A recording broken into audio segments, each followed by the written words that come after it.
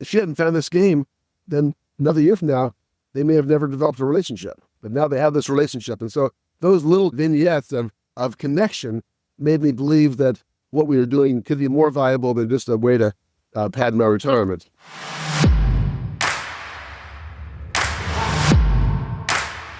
Welcome back, Millionaire University. It's me, Kirsten. Today I'm joined by somebody my kids were really stoked that I interviewed. I'm bringing on Grandpa Beck of Grandpa Beck's Games. These are games that my family regularly plays, and I met him a few years ago. And I really thought it would be fascinating after seeing a recent Instagram post of his sharing how he had to try different iterations of one of his games to really see success and how he's had to evolve and pivot. To bring him on and share behind-the-scenes look of starting a business that is something you don't see every day. We all play games, we love games, we buy games all the time. However, we've never really gotten to hear from some of these big providers and creators of the games that we know and love. And this is a really cool opportunity to really peel back the curtain of Grandpa Beck and his vision and really the bigger picture of what he's been able to build and create in families. He's going to share a lot of insight into what they had to do to scale and build and really do it themselves from the ground up. So without further delay, let's welcome onto the show, Grandpa Beck. I believe I'm sitting with the man who causes so much contention sometimes around my kitchen table and also so much joy. I am joined by Grandpa Beck of Grandpa Beck's Games, and I could not be more thrilled to share your story. So welcome to the Millionaire University podcast. Thank you very much. It's a great pleasure that you've invited me to participate, and I got a chance to listen to some of the past episodes, and I'm always impressed with people who find success, and it inspires me. Yeah, it inspires me too. And I know that this episode is going to be very inspiring because you do something that maybe you don't see a lot of people doing. A lot of people sell a product, but you sell games. And so let's dive into what that evolution has looked like. What was the very first game? How did we even get into the gaming business? It was not my initial focus in life. My real goal from the time I was a kid and young adult years was to be an airline pilot. And I took a lot of years of hard work to go from just living by the airport to being an airline pilot. But I worked hard for a decade, putting myself through school and through flight training and achieving that, and then spending 43 years flying and 28,000 hours and having a full career with an airline and retiring from the airline about 3 years ago. So that was a big focus. And we had 5 kids, and now we have 20 grandkids. And so I was busy with being dad and a PTA president and scout leader and all those kind of things in life that you do when you're raising kids. And so that was really my main focus in life. But in my 50s, a lot of the airlines were losing money and having bankruptcies. So we were looking at something to do as a little side thing to help out someday with retirement. And our oldest daughter's husband's uncle, Jack, taught them a face card game with a golf theme. And we played it for years. And I thought, it's a really fun game, but it'd be so much better if it was illustrated and optimized and if it was improved upon to make an actual game instead of just this thing we did with face cards. That was really the inspiration to make a game, but I had no idea about how to do any of that. I was just an airline pilot with a degree in psychology, so I could get a job with the airlines. So it took a lot of years to figure out things, and we made so many mistakes along the way and got a lot of bad advice and false promises and just print errors and you name it. We believed that this game could be successful, and then before we actually launched into retail sales, we had a second game added, which is called Cover Your Assets. And we went to a toy fair in New York in February of 2012 with these 2 little games that we had branded together as Grandpa Beck's Games, which was actually our 3rd attempt to make a business name because of trademark issues that made it personalized when we called it Grandpa Beck's Games. And this trade show in New York is at the Javits Center, this big, huge convention hall. We're in this little 10 by 10 booth, wondering, what the heck am I doing here? We spent money to fly to New York and stay in hotels, and we hardly made any sales, but we made connections that are still like a store we met. And then the owner has been selling, he had 3 stores at the time, now he has 8 stores, and he's been selling our games by the tens of thousands of dollars a year for 13 years. And wow. We met our Canadian distributors, which were there, and they took a chance on us, and they've been our distributors ever since then in Canada, and they introduced us to some people in Germany, and just lots of connections occurred because of that one connection. Wow. It's a long game, but we started and we kept going. Yeah. You know what else is a long game is Antiquity Quest. I'm teasing. Well, it's one of our more deep games, but Yeah. it's a classic, and it actually is designed to make the kind of hand and foot play happen in 45 minutes instead of 4 hours when the original game was. So it's actually a shortened version of the game that it came from. Oh my goodness. Okay, so I want to actually ask that because you said that the first game, which is Gnoming Around, was originated from a card game that your friends taught you, and then you decided to just make it your own and brand it. What is the trademark law with that? Because who even invented the original game in some of these games that a lot of us know and love? What did it take for you to just take the concept and apply it to your own? Was it complicated or pretty simple? First, I had to learn, what can you make your own? If you do a patent, or what do you do? But you can't do a patent on a game. That's a different process. You can do a copyright, but it has very little power because someone changes a word that it's not yours anymore. But you can trademark the name. And the trademark issue is important because it's really all you have that makes it your own. But we were 3 tries at making the company name. We started off, the game was called Golf. Grandpa Beck's Golf is how we got to trademark because we made it have the Grandpa Beck's name to it. And then later we remodeled it to make it Gnoming Around, to make it a little more interesting. Because we started off, I was limited in my paradigm. There was this golf game, so I had to make it more golfy. But my wife initially suggested we make it more imaginative, but I wasn't open enough to it. But later on, we redid it in a more imaginative way. And so it was an improvement that came over time. So the trademark does give you some protection. People can't use the actual name. That doesn't prevent them from making a knockoff of the mechanic, because we've had several people make a knockoff of our most successful domestic game, Cover Your Assets, and we've also had a lot of counterfeits of it as well that are made and sold. And we've done a lot of money trying to fight the counterfeit issues. It's not easy. All you can do is do the best you can and control the market that you can and develop loyal fans who look for your game. Yeah. And try and win in the marketplace. But when we began, from the very first show, there was a company that said, hey, we'll take the rights to your game and we'll distribute it for you, because they already had a successful company. And we could have done that and been done. We could have just let them take care of it, and we would have had some little bit of royalties and could have gone on with our lives. But we felt that we'd have a greater opportunity to really grow with the company if we managed it and if we self-distributed. But in life, a lot of times, you don't really know what is going to have to happen for something to happen. No idea how hard it was to do that, actually. It seemed like a good concept, but I had no idea the difficulties involved. I came to know over time some of those difficulties, but in the end, it was a harder way to go, to create your own brand and your own distribution channel and your own system. But it gives you a chance to have control over it and to grow with it. And then now we have 11 games under the Grandpa Beck's Games brand, and we've redone them several times to get them more consistent. But by doing so, it gave us a much bigger experience and a much bigger gain, but a lot more work and life work. Yeah. There's a lot to unpack in there, because I know that if I am listening to this and I'm curious about getting into this industry specifically, what do you know now that you didn't know then that might even apply across the board with distributing a product and trying to create a brand? What are some of those, maybe if you were to give us like 5 things you need to know before jumping into this that you wish you'd have known back then?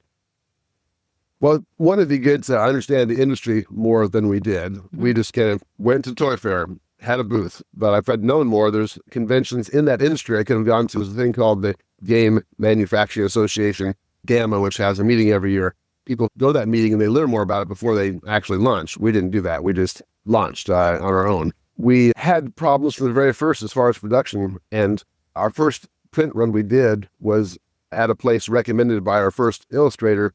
And when we got the game back, it was totally dysfunctional. The printing was all splotchy, and we basically had a loss of those 5,000 units that we had ordered out of our pocket. And so another lesson would be, if you're going to do production with someplace, go to the place where you're doing production, even if it costs you more. I didn't go to China to see this factory, and I didn't really know that you had to have a specific factory that knew how to do playing cards, not just general printing, because playing cards is its own science, not basic printing. But they were obviously not a very qualified factory when they sent us like two big pallets of 5,000 copies of games where that's like water spots on it, where it's like it was totally dysfunctional. So that's a big lesson. But in the end, there's no way you can know all the answers before you have the questions. You have to realize that you're going to have things happen that you don't like, and that mistakes are going to happen, and you're going to have errors in your printing. You're going to have people that say, I can help you be your distributor. I can provide a good warehouse. All those things are going to happen, and they're not going to work out. You just got to realize that 80% of what you try is not going to work out initially, and you can quit or you can keep trying. If you quit and you're done, if you keep trying, then you have a chance to succeed. And we could have done all this work. We could have spent, before we turned a profit, we were in a 6-figure hole at least. I wasn't a very good accountant, but I could have had all that loss and not made a gain. But we really believed in our products and had good feedback. And so we stuck with it. And now we've sold like 2.5 million games, and we sell 500,000 games a year and 20 languages of some of the games. And so it's become very interesting and productive. What you do is you can try and make yourself stand out in some way from the market. And one thing we did that others haven't done, and still people think is crazy, is we made it very personal with the Grandpa Beck's Games name, with my little image on the boxes and on the rule book, and my cell phone number on every box. And so people around the world call me and text me and send me messages, and either they call to see if I'm real, or they call for the question, or they send a picture of the family playing, or family called last week that were on a 10,000-foot mountain in Utah playing the game at the apex of their hike. Wow, that's so awesome. Some fun things. From the very beginning, what gave us hope is that we're at this first show, and there was a mom and dad and 2 kids, and the parents owned a toy store. And the kids were young teens. They didn't want to be drugged around this convention all day. They had an attitude, a little bit of tension there in the family.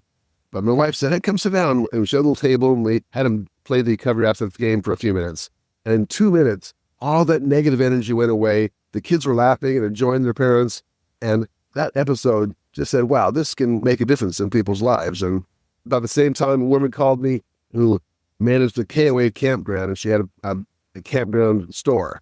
And she called me, and she just had to get the golf game for her store because her 17-year-old son, who never came out of his room, once they played that game, every night when she got home, he wanted to sit down and play this game with her. Wow. And I go, wow, if she hadn't found this game, then another year from now, they may have never developed a relationship. But now they have this relationship. And so those little vignettes of connection made me believe that what we were doing could be more viable than just a way to pad my retirement. Yeah. It sounds like I think people come into businesses with one approach or the other, and then if they're successful, they develop the other. So you can come in with, you had the financial goal. This would be a really great way to pad retirement. And then you found that there was even more vision within that. And the expansion became easier once you caught the bigger vision than just the money. Because I think if it's only about money, that does motivate people to a certain point, but you'll find another way to make money. There's a million ways to do that. And then other people come in with the vision and maybe starting with that ambition, and they have no idea how to do it. And then they start making money, and it's, wow, we're going to take this big. So I love the way, I think it works either way. And I think it's beautiful that you guys found a deeper purpose behind what you were doing and seeing that connection between families, and more than just how can this bless our family, but this is blessing families all over the world, because it does. Yeah, I wish that I was more altruistic and had began it with a more of a giving heart, but I've not been a very good financial investor because it hasn't been the focus of my life. And so I did feel like I needed to do some extra things to work towards that goal. But it was really nice to find out that it really was beneficial to people. And I have just like hundreds and thousands of, not hundreds of thousands, but hundreds or thousands of pictures on my phone of people who sent me pictures of their family on vacation or around the kitchen table, just saying, someone wrote me last Sunday morning and said, I just want to thank you for the hundreds and hundreds of hours that we've spent together with your games. It's been so meaningful to us. It's like, what can be more gratifying than for people to tell you that our games, as imperfect and simple or whatever, they're just games we've made. We're blessed that they're good games, and we're blessed that our artist really brings them to life, but it's a game. But if it helps people to make a lasting connection with the ones they love and with their family and friends, it's so gratifying. And because it's Grandpa Beck's games, people address me as Grandpa Beck, and I get to be Grandpa to everybody. And it's really gratifying. It's a pretty fun thing. That's awesome. So you've touched on a couple things, even in what you just said with the art, and you guys have made it very personal and added your phone number, which I was so blown away when I would see that on the box. Like, is this legit, or is this one of those things? And it's really awesome that you provided that personal touch and that personal connection. And one of my other favorite things is putting Grandma Beck's recipes within each game, and it's specific, lines up with whatever the game is. I want to talk a little bit about, there's two things, the product development itself and how you made that, because the art really is something that's so fantastic about the game. And when you are playing a game, do you feel like that's one of the crucial things to nail, especially in a card game? Or do you feel like you're pretty unique in the fact that you guys have such intentionality with the artwork of these games? Many games, obviously, with Uno and other games, Phase 10, many games historically very successful with just colors and numbers, queens and stuff that just make it 4 colors and have numbers, and you can make the same kind of rotation of cards. And so that obviously worked for a lot of people. I think in this modern age where we have so much more graphic presentation and everything, it's very pleasing to have something that's better than just colors and numbers, because you can use a little creativity and give it a theme and make it more interesting. But we still want that kind of same classic replayability where you play the game as many times as you want to for as long as you want to and never gets old, compared to something that might, well, you've accomplished the game once and it's over. Our games are of the classic style where you never get done playing it, because every time you play it, it's engaging, because you shuffle the cards and there's a variation, so it never ends with, you never get tired of playing it, which is good. But I think the theme gives it more of a thing, and especially each of them have their special thing. But with Skull King, our trick-taking game, I got a message from 3 couples who are doing some service work in a remote area, and they get together 3 times a week and play Skull King, and each of them have made different kind of pirate things, like a sword or a pirate hat or different things. And based on who wins, they take home the trophy for that place each week. And they play this, again, 3 times a week. They play Skull King, and they have these different trophies they share at the end of the night based on who won. And we've had pictures of people, like young adults, who, for Halloween, they all dress up as specific characters in the game, and they take ownership with that. Or just a lot of those kind of things that it makes it much more of a deep experience. And in the game, the Skull King game, the characters' faces in the game are all representations of family members and our artists. And the map card shows the map of the island where we live on, with the X marking the spot. We make things fun and connected because we can. But the first artist we used for the first game, that kind of relationship ended. And we had a friend who had been in the area, but she'd moved. She was an artist, so we called her up and said, could you do a little part-time work for us to help us make this game? So that was like 14 years ago, and she's grown with us. She had no experience in the game industry, as we didn't, but she's grown with us, and she's our full-time artist who does all the artwork on the games now. And she's such a gift because she has such unique ability to draw any kind of thing, and she's such on the same wavelength as us that when we have a design idea, her first idea is, wow, that's better than I would have thought of. And so she's a shareholder, and she's a very valuable contributor in the business, and it's a very meaningful lifelong relationship to her financially and friendship-wise. But for us to have someone we keep on staff and who is upon the leadership of the company, who can bring things to life and make them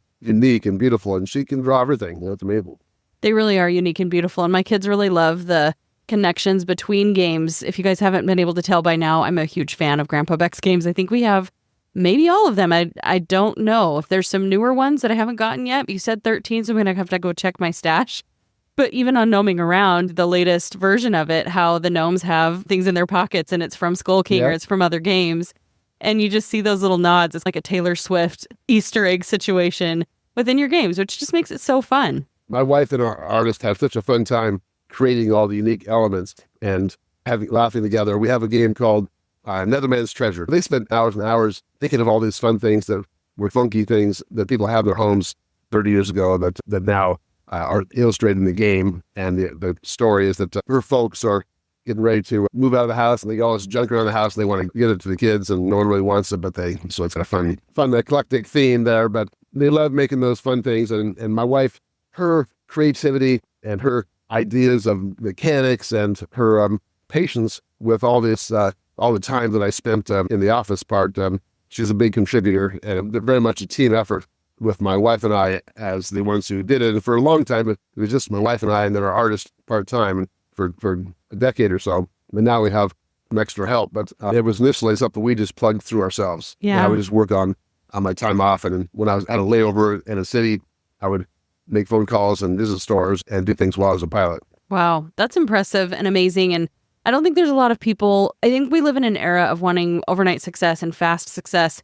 And to hear the amount of effort and even how many years you've been doing this, because I'm sure that those games have been part of my life for close to a decade, maybe, I don't know. But to hear how long you've really had to put in, because it's easy to see now and be like, yeah, of course it's successful, but there's so much that has to go into that. And so what are some of the things, even as an entrepreneur, what's the background in having that grit and having that determination to see it through? Because so many people would have quit when they didn't see that initial success after a year or two. My dad, he made me work a lot in the garden, and he was a very go-to guy. So I was taught that. But I have kind of a go-to spirit where I don't easily give up on things. And becoming an airline pilot when you're a kid who has no resources or connections, especially starting in the 70s when there wasn't really any hiring going on, it's not easy. I built a house that we lived in. There was a project house, and it took years to get it to where it was really a production project house. And I just believe in starting big goals, but then I don't quit. The bottom tagline of my personal email is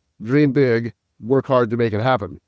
I believe that the success or fulfillment comes in accomplishing things. I remember in a psychology class when I was in high school, a certain of a person's personality is a need achievement is a classification of a personality. I feel that I'm a person who kind of needs to achieve things. I'm a bit of a driven person, but I don't usually have an easy time accomplishing things, but I do have a dedication to sticking with things. Yeah. I believe in sticking to things. Yeah.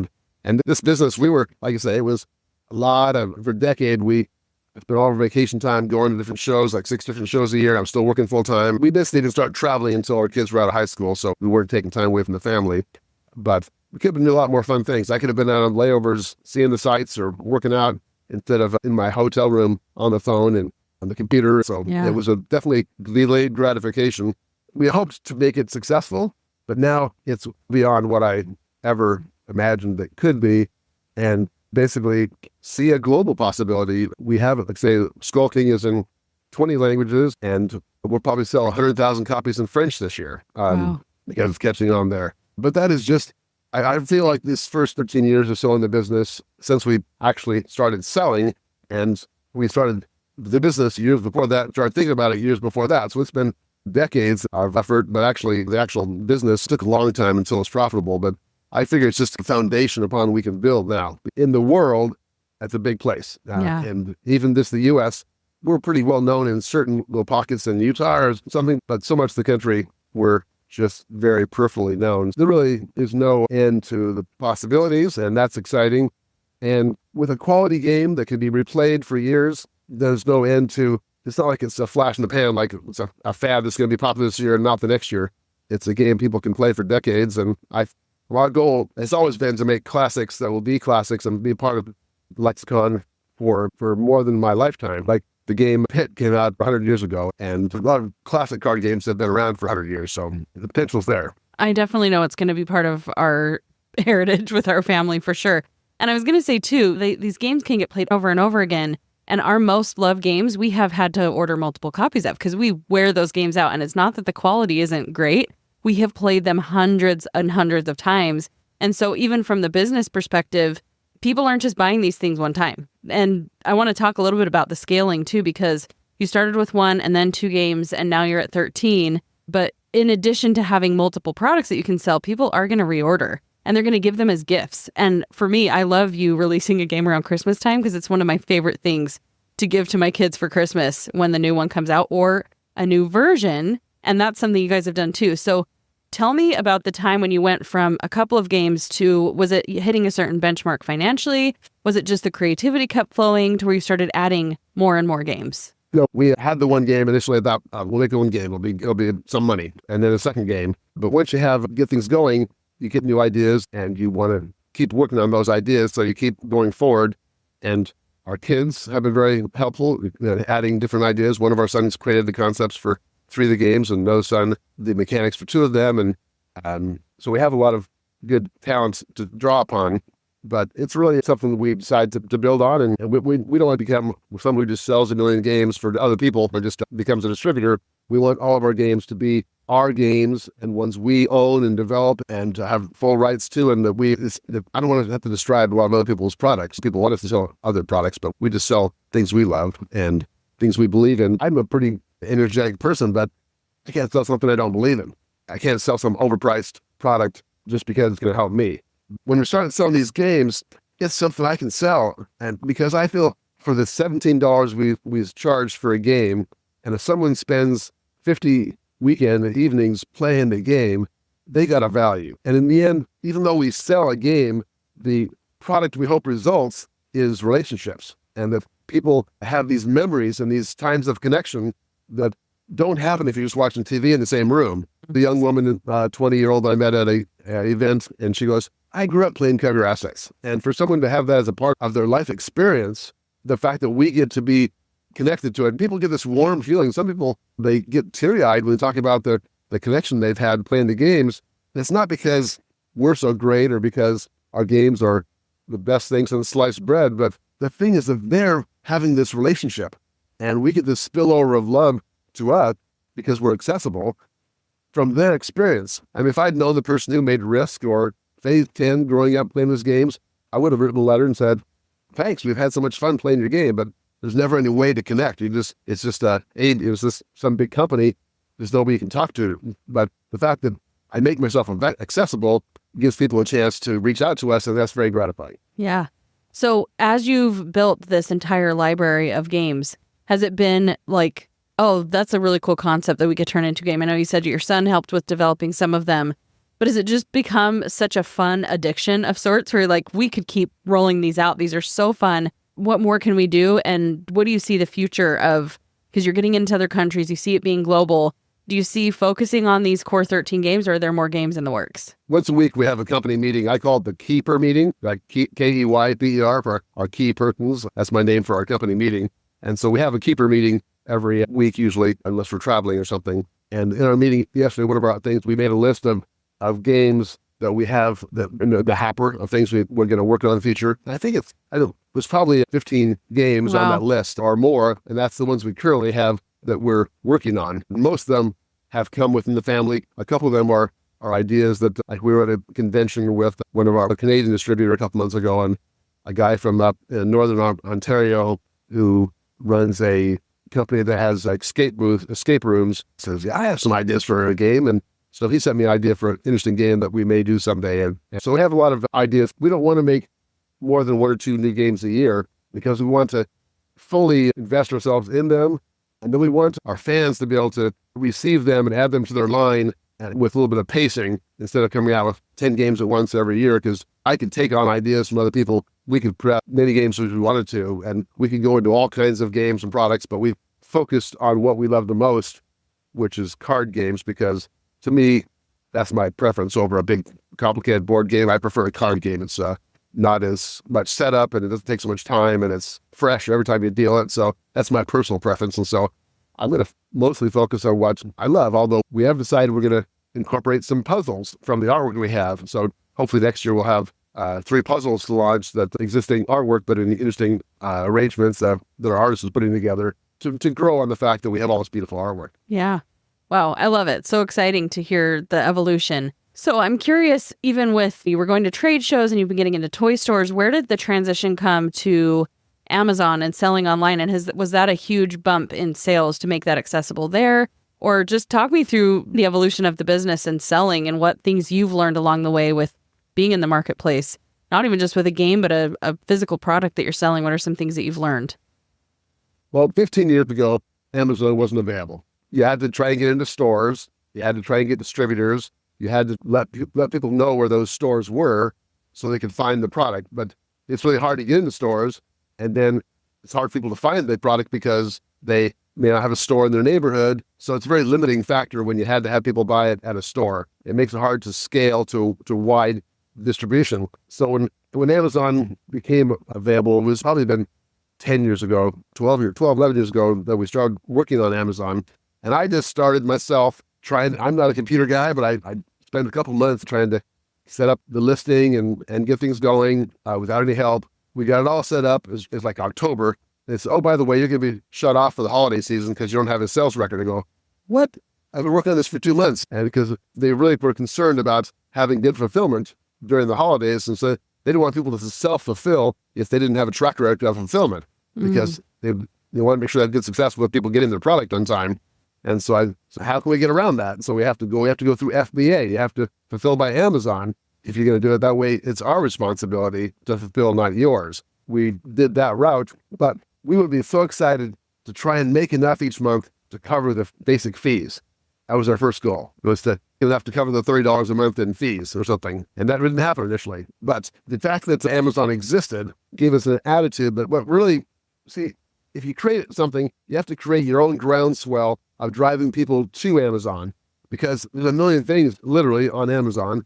And if you don't provide reason for people to look there, then they won't find it. And it won't be successful, because you can't just put out there, expect people to find it, because they won't know where to look for it. So we do a lot of retail shows like Christmas gift shows and things to create some demand where people have the word of mouth. If someone's playing the game in Utah and their cousin lives in Arkansas and they say, hey, you should try this game, now they can get it in Arkansas from Amazon, where they couldn't get it if they had to find a store in Arkansas, because we wouldn't have one there. I don't think we would have been successful without the fact that Amazon allowed our products to be available everywhere. And this happens around the world. You can look up a report on Amazon and it shows every place where someone has bought a game.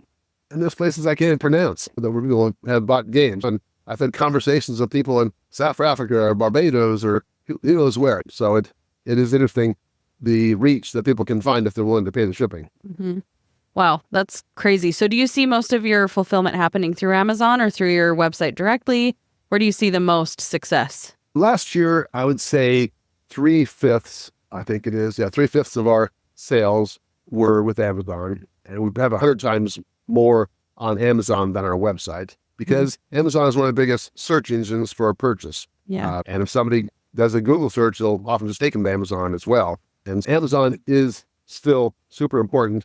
We have hundreds of stores that we distribute to directly. And so that's important, because we really feel that our retailers are some of our best influencers. If someone comes in, especially retail, which is where we mostly are focused on, if someone comes into it, like this first store we met in Utah, Red Balloon stores, they believe in our product and they'll recommend it and they'll know the product. And so we've given away thousands and thousands of copies to retailers and to other people to get the people to try something. And so we'll give them to as many of the stores need to get their employees to play the game. We'll be happy to share it. And then they can get people to try it because they believe in the product. And so that helps out a lot, that people try them.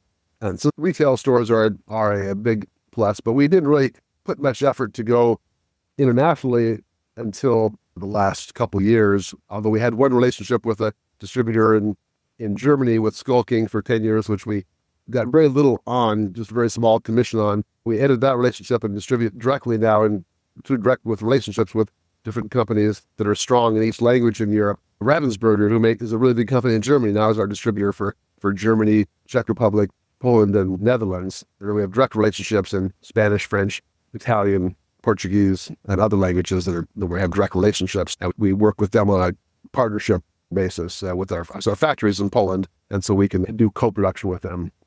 Is that what you have to do when you get into global distribution? Is you have to partner with a company that is in that country? It can't just be you going and establishing Grandpa Beck's distribution in all of the countries. Is that the easier route? For me, I don't speak very many other languages, like none, and I don't know the culture or the retailers. So it'd be a big presumption on my part to think that I can go into Poland or France or someplace and make a relationship with store owners there. It's hard enough in English in the USA. We could have just licensed to some other distributor in Europe and let them do it. But again, we try and be more connected. And so we've developed a unique way, which I don't think really is done as much, where we have this distribution model instead of a licensing model, where we form this relationship with the leaders of the best company we can find in each language. We print 3 times a year. You can order games in those 3 times a year, and we sell you the whole lot of that production run in your language, and then you're in charge of that language because you know that language. You know the people, you know the culture, and we let them do the localization of it as well. We says, here's the graphics of the game. It's an open file. You can take out the English words and put in the Polish words, the French words, and you can make it. I don't check their work because I can't read the language. I trust that they make it sound well, and so they're our partner, and we give them some margin between the cost of the game and the wholesale price they would have to sell it at, and we give them the right to sell in that language. And like our French connection, they sell it in French-speaking Quebec as well as in French-speaking Europe, because we had this Canadian connection, but we didn't have things in French before. In France, they love having French instead of just English, even though they probably could speak English, but they love things in their own language. And same is true other languages. People love to read things in the language they're comfortable with. That makes sense to me because I love to read things in English more than in Spanish. So weird, huh? Okay. I'm curious about another thing too, because I know I've met you through influencer events in the past. How much of the growth do you feel like has happened? It sounds like you've done a lot of connecting with retailers and that kind of a thing. But even with influencer marketing, have you seen a really good benefit to partnering with influencers and getting more exposure on social media that way? Has that led to a lot of sales? We realize that the personal connection of social media is certainly the market of the future, where people find out about it through somebody else beyond their friends and neighbors, and then they find some way to buy it directly through our website or through online. And so we want to participate in that marketplace, because retail stores may not be the big thing forever, although we really appreciate the work they do. And at a local toy store, game store is a very great community center. So we're really working hard on that. And our oldest daughter manages our social media, and she's built our Instagram list from very little to 15,000 or more. I'm not sure, maybe 17,000 now. She's worked really hard, and she's a mother of 5, and her husband's a doctor, but she gets to spend a couple hours a day working on this, and she gets some creative engagement. And so it's good for her, and it's good for us. And we appreciate taking lots of classes with other influencer leaders, people to learn things. And so it's been something for her to be engaged in. And so it's really been good for us as well. But in the actual return, it's hard to measure as much, because like our affiliate program, which we started a couple of years ago, really hasn't produced the actual return to warrant the expense we spent on it. But for instance, I was on a cruise in February, and we stopped in Melbourne, and I had no plans that day. So I hopped on a little e-bike. I rode into town a couple miles just to see what the town was like. I come up in front of this convention center at the end of the road, and it's the Melbourne Convention Center. It's Melbourne Toy Fair. I didn't know they had one there, but the toy fair was in Melbourne. It was that Monday. And so it was 8:30 and the show started at 9. So I went and said, hey, can I get in today with my business card? They gave me a badge. And so I walked into the Melbourne Toy Fair. And there's rows, maybe 15 long rows of convention booths. I make a left. I walk about 20 feet, and this attractive woman in this fancy booth says, Grandpa Beck. And she recognized me from our social media. And she'd never met me. She'd never played our games, but she recognized me from our social media things. And this is the hottest, biggest distributor in Australia, New Zealand. And so now they're our new distributor in Australia, New Zealand, because she recognized me as I was walking by in Melbourne, Australia. And were you even wearing your bowler hat that you traditionally wear? No, I was just wearing shorts and a shirt because I wasn't really planning on going to a trade fair that day. That's impressive. Wow. So yeah, there's power there. Definitely. It seems like you've done a really good job at having all of the touch points and everything that you can possibly do to build brand awareness. And I think that's probably, would you say that's the biggest contribution to your success, is building the overall brand, building a culture of the company, and not just pushing a product? We have to have a good product. You have to have a game that is compelling. Yeah. You can't sell junk. And so you have to have a good product, and then you have to get it known some way. And a game, from the very first show I was out, I go, this is a hard thing to sell. A booth across the way would have a ball or a toy, and you go, that'd be so much easier to sell because you can tell what it is right away. This box is hard to sell because no one can tell if it's any good because it's just a pretty box with cards in it. And so I think this is a hard thing to sell. But the good thing about it is maybe those balls or simple things could have been easy, but the next one's the new one, and the old one is no longer the latest thing, and so it goes away. And so even though it was hard to get the card game thing going, it's possible, I think, that it has a longer product lifespan than something that is much simpler to understand. So I'm grateful for that. And my wife is always, as far as the style and stuff, she says, let's not be trendy. Let's not be a flash sort of thing. Let's make something that's going to be enduringly interesting for a long time and build this for a generational thing, not for a quick sell. Yeah. So that's probably been a big reason for the success and the growth of the company, is that bigger vision, understanding really your audience, which you have to find that product market fit, right? Do you feel like you went into this knowing, obviously it's a game, we're trying to bring in families, but have you gotten to know your audience even more than you initially knew them as you've seen them playing and as you've grown the business?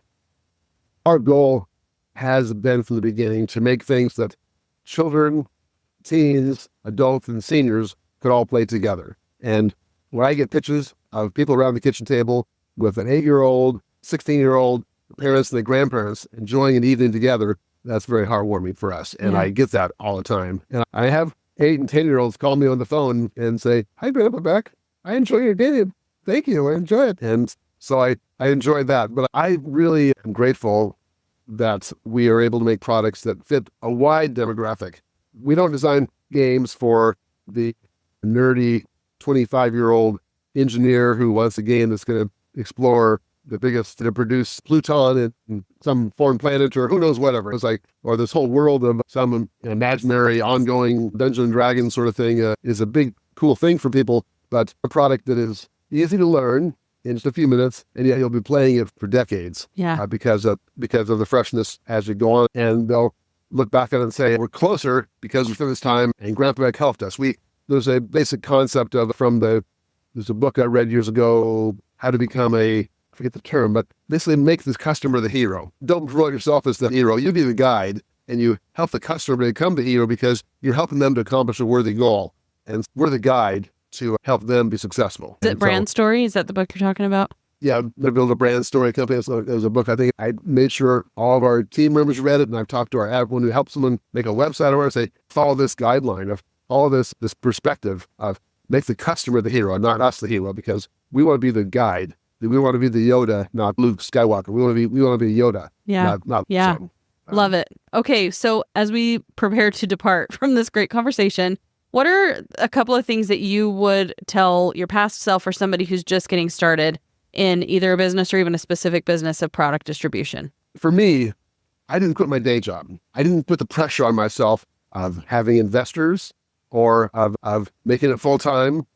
I said, okay, I'm going to keep my day job, which I loved. I was an airline pilot. I loved my job and I enjoyed it, but I'm going to work on the side and create something else and not give up my career. But that took away the pressure of having to survive off of it. And so for me, that was better. On Shark Tank, they always want people to quit the job and go full time because they want to scale something and sell it again or whatever. But our goal was to make a lifetime business, not a business we can scale up and sell. That wasn't our goal. When people talk to me, I have a game I want to make, I say, well, don't quit your day job because it's no guarantee it's going to become super successful. There are people who make rocket successes, but that was not our case. And so also we thought about maybe people could have invested in the company or we could have taken on other people's products. But my wife said, oh, we don't want that pressure. We don't want that pressure of someone else controlling our thing or making us do more or us selling something we don't really believe in. So we didn't take those ways to maybe we spend our own money and more than we had sometimes, but it was our choice. But because it was our thing and because we had the potential to make it meaningful, we were willing to sacrifice money and sleep to work towards it because we believed in it and we believe it can be valuable. And now we have our artist and my sales manager and a couple of our kids who need the employment. We feel more motivated because we want this a generational thing that can stay in the family and they can be successful and support these people we love that work with us. And even our kids who don't work in the company, shareholders, they gain if we're successful.